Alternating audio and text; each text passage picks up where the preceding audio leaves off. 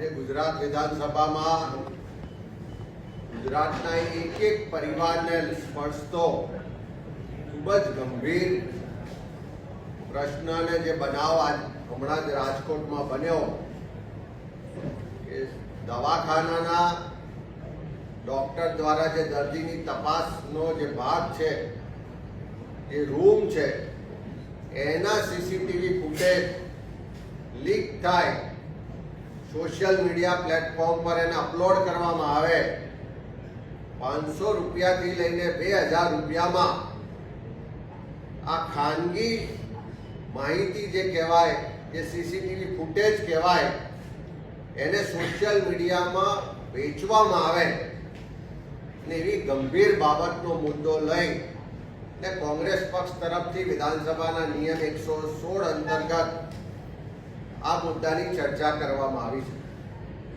ગુજરાતમાં આ વિષય જ્યારથી બહાર આવ્યો ત્યારથી દરેક પરિવારને ચિંતા છે. દરેક પરિવાર આજે ભય હેઠળ જીવે છે કે ક્યાંક એના ઘરના સીસીટીવી ફૂટેજ, ક્યાંક એના બેડરૂમમાં લગાવેલા સીસીટીવીના ફૂટેજ, ક્યાંક શાળાના કોલેજના સીસીટીવીના ફૂટેજ, ક્યાંક મોલમાં કાં તો જે ચેન્જિંગ રૂમ છે એના સીસીટીવી ફૂટેજ, હોટલ કે જાહેર સ્થળોના સીસીટીવી ફૂટેજ કે વિધાનસભાના સીસીટીવી ફૂટેજ કોઈ હેક તો નહીં કરી લીધા હોય ને? કોઈ એમની પ્રાઇવેટ જે ખાનગી માહિતી છે, જે દિનચર્યા છે, એને સોશિયલ મીડિયા પર વેચી તો નહીં દે ને? અને એ બાબતનો મુદ્દો ઉઠાવતા વિધાનસભામાં કોંગ્રેસ તરફથી રજૂઆત કરી કે જે રીતે રાજકોટમાં એક હોસ્પિટલમાં મહિલા દર્દીના તપાસણી દરમિયાનના, સારવાર દરમિયાનના જે ખાનગી કહેવાય, અંગતપણો કહેવાય, એવા સીસીટીવી ફૂટેજ જે જાહેર થયા, એને સોશિયલ મીડિયા પર 5 લાખ કરતા વધારે લોકોએ જોયા અને એના પછી પોલીસ દ્વારા, જે સાયબર વિભાગ દ્વારા જે આરોપીઓને પકડવામાં આવ્યા અને માહિતી મળી કે આ આરોપીઓ દ્વારા છેલ્લા 9 મહિનાની અંદર 50,000 જેટલા સીસીટીવી હેક કરવામાં આવ્યા હતા. અને આ 50,000 જેટલા સીસીટીવી જે ગુજરાત કે ગુજરાત બહારના હોઈ શકે છે, એમાંથી હોટલના સીસીટીવી છે, શાળા કોલેજના સીસીટીવી છે, હોસ્પિટલના સીસીટીવી છે, લોકોના ઘરના સીસીટીવી છે, આવા દરેક જગ્યાના સીસીટીવી હેક કરવામાં આવ્યા હતા.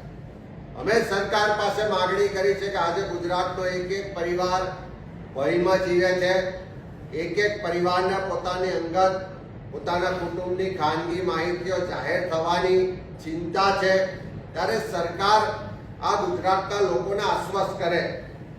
પણ દુઃખ સાથે કહેવું પડે કે ડબલ એન્જિનની સરકાર છે. કદાચ કોંગ્રેસનો કોઈ ધારાસભ્ય ક્યાં જાય છે, કોંગ્રેસ કેવો વિરોધનો કાર્યક્રમ કરવાની છે કે કોઈ પણ સામાન્ય માણસની જાસૂસી કરવા માટે આખું સરકારી તંત્ર લાગે પડે. આઈબી પાસેની આગોતરી માહિતી હોય. મંત્રી અહીંયા વિધાનસભામાં ગણાવતા હતા કે સોશિયલ મીડિયા પર આટલા જાતના સીસીટીવી ફૂટેજ કે વિડીયોનું ઓપ્શન થઈ રહ્યું છે. રાજકોટનો બનાવ બન્યો પછી સરકારને ખબર પડી કેમ તમારી પાસે આટલું મોટું તંત્ર હતું, આટલા મોટા પ્રમાણમાં સીસીટીવી હેક થઈ રહ્યા છે, તો પહેલા સરકારી તંત્રને, ગૃહ વિભાગને માહિતી કેમ ના મળી? કેમ તમે લોકોની ખાનગી માહિતી સોશિયલ મીડિયા પર આવતા પહેલા એને રોકી ના શક્યા? કેમ પોલીસ પ્રશાસનનો હેકરોને ડર નથી લાગતો? કેમ લોકોની ખાનગી માહિતી સોશિયલ મીડિયા પર જાહેર થઈ રહી છે, એનો વેપાર થઈ રહ્યો છે, પણ સરકાર એનો જવાબ આપતી નથી. સરકાર આજે પણ એમ કહે છે કે અમે આટલા લોકોને પકડ્યા, અમે આમ કર્યું. અમે સરકાર પાસે ખાતરી માંગી છે કે આવનારા દિવસોમાં કોઈના પણ જીવનની ખાનગી માહિતી, કોઈ પણ સીસીટીવી ફૂટેજ હોય કે કોઈનો પણ મોબાઈલ કે કોમ્પ્યુટર હેક કરી અને જે ખાનગી માહિતીઓનો વેપાર કરવાનું એક વ્યવસ્થિત ષડયંત્ર ચાલે છે, લોકોની આબરૂ લેવાનું એક વ્યવસ્થિત ષડયંત્ર ચાલે છે, એને રોકવા માટે સરકાર આગળ આવે, ગુજરાતના લોકોને આશ્વસ્ત કરે કે કોઈની પણ ખાનગી માહિતી ભવિષ્યમાં આવી રીતે જાહેરમાં નહીં વેચાય એવી માગણી સાથે 116ના નિયમ મુજબ ચર્ચા કરી છે.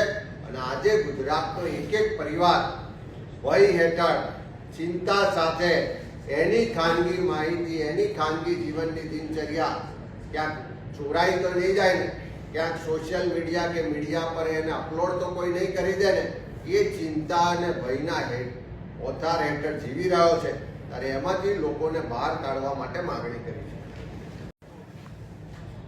ગુજરાતમાં પીએમજે યોજના, આયુષ્યમાન ભારત યોજના હેઠળ જે એક આખું વ્યવસ્થિત રેકેટ ચાલી રહ્યું છે કે લોકોની જીવના ભોગે કમિશન મેળવવા માટે દરેક નીતિ નિયમોનું ઉલ્લંઘન કરી હોસ્પિટલો અને આરોગ્ય વિભાગની મિલીભગતને કારણે કરોડો રૂપિયાનું જે ષડયંત્ર ભ્રષ્ટાચાર ચાલી રહ્યો છે એને ઉજાગર કરવા વાળો એક જ કિસ્સો બહાર આવ્યો. ખ્યાતિ હોસ્પિટલનો જે કાંડ બહાર આવ્યો કે ખોટી રીતે દર્દીઓને ભરમાવીને લઈ આવવામાં આવે, જે જરૂરિયાત ના હોય એવી પણ સારવાર કરવામાં આવે, એવા ઓપરેશન કરવામાં આવે. બીજી હોસ્પિટલો જે સાચી સારવાર કરે છે, સાચા ડોક્ટરો છે, એને પીએમજે હેઠળ મંજૂરી મેળવવી હોય, એની અપ્રુવલ લેવાની હોય, પેમેન્ટ લેવાનું હોય તો સરકારી કચેરીઓના ધક્કા ખાઈને થાકી જાય પણ એને અપ્રુવલ કે પેમેન્ટ ના મળે. પણ ખ્યાતિ હોસ્પિટલ જેવી જે હોસ્પિટલો છે જેનું સેટિંગ છે એ આરોગ્ય વિભાગના અધિકારીઓ સરકાર સાથે જેને કમિશનની લેવડ દેવડ થાય છે એવી હોસ્પિટલોને કેવી રીતે રાતોરાત મંજૂરીઓ આપવામાં આવે છે, કેવી રીતે ફટાફટ એપ્રુવલ આપવામાં આવે છે, કેવી રીતે ફટાફટ એના પેમેન્ટ થાય છે, આપણે બધાએ જોયું છે. અને એના જ ભાગ સ્વરૂપ સરકારની મિલીભગતથી એ હોસ્પિટલે ખોટી રીતે ઓપરેશનો કર્યા, અનેક લોકોના જીવ ગયા અને એનાથી આખું કૌભાંડ ઉજાગર થયું. સરકાર પાસે આજે અમે પ્રશ્નોત્તરી દરમિયાન કોંગ્રેસના તમામ અમારા ધારાસભ્યોએ માગણી કરી કે આ તો ખ્યાતિ હોસ્પિટલ તો એક જ કિસ્સો છે, પણ આવું ગુજરાતમાં ઠેર ઠેર ચાલી રહ્યું છે. ભૂતકાળમાં કેગ દ્વારા પણ સરકારનું આ ધ્યાન દોરવામાં આવ્યું હતું કે આ પીએમજે યોજનામાં મોટા પ્રમાણમાં ગેરરીતિ થાય છે, મોટા પ્રમાણમાં એમાં ખોટું થઈ રહ્યું છે, ભ્રષ્ટાચાર થાય છે, પણ સરકારે કોઈ એનું એક્શન ના લીધા. સ્ટેટ એના ફ્રોડ માટેની જે કમિટી છે એને પણ કોઈ એક્શન ના લીધા અને એના કારણે આખું ષડયંત્ર વર્ષોથી ચાલે છે. અમે માગણી કરી છે કે આખા ગુજરાતમાં પીએમજે હેઠળ જેટલી પણ હોસ્પિટલો એનપેનલ છે, જેટલા પણ વ્યવહારો થાય છે, જેટલા પણ એપ્રુવમેન્ટ આપીને એને જે પેમેન્ટો થયા છે એ બધાની તપાસ થવી જોઈએ. ત્યારે સરકારનો વિભાગ જ ઇન્વોલ્વ હોય, સરકારમાં બેઠેલા લોકોના જ આશીર્વાદથી આ ખોટું વર્ષોથી ચાલતું હોય ત્યારે એની સરકારની તપાસ પર વિશ્વાસ નથી, ગુજરાતના ગૃહ વિભાગ પર વિશ્વાસ નથી. એટલા જ માટે સીબીઆઈ દ્વારા સમગ્ર ખ્યાતિ કાંડની સાથે સાથે પીએમજેનો આખું જે ભ્રષ્ટાચારનું નેટવર્ક છે, રેકેટ છે, એની તપાસ થવી જોઈએ એવી માગણી કરી છે.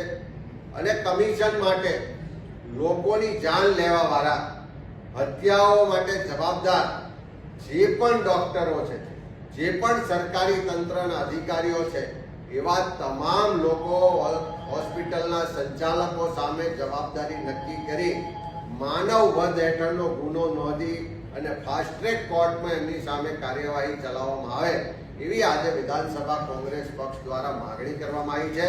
એટલે ખ્યાતિકાંડ અને ગુજરાતમાં પીએમજેમાં જે આખું ભ્રષ્ટાચારનું ષડયંત્ર ચાલે છે, નેટવર્ક ચાલે છે, એની સીબીઆઈ મારફત તપાસ થવી જોઈએ. જે પણ આરોપીઓ છે, ગુનેગારો છે, એમની સામે માનવ વધનો ગુનો દાખલ કરીને ફાસ્ટ ટ્રેક કોર્ટ દ્વારા એનો કેસ ચલાવવો જોઈએ. અને સાથે સાથે આખા ગુજરાતમાં પીએમજે યોજનામાં જે રીતનો ભ્રષ્ટાચાર ચાલે છે એ તમામ આખી યોજનાના લાભાર્થીઓ, એની હોસ્પિટલો અને એની સરકારી તંત્રની તપાસ કરવી જોઈએ, જેથી કરીને આનો ભ્રષ્ટાચાર અટકાવી શકાય.